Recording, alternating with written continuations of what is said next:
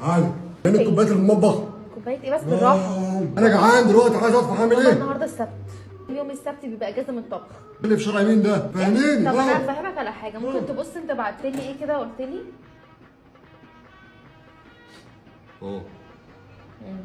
ذاكرتي ايه بقى النهارده؟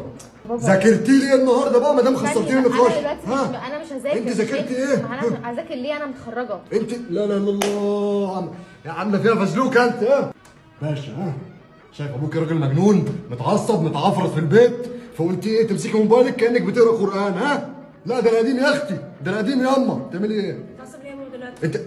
انت بتعملي ايه؟ انا نازله خارجه مع صحابي. ليه يا اختي؟ بالراحه يا ابني، الموضوع انا مش قلت لك مستاهل. انت قلت لي ماشي. انا قايل لك ماشي؟ اه فين ده؟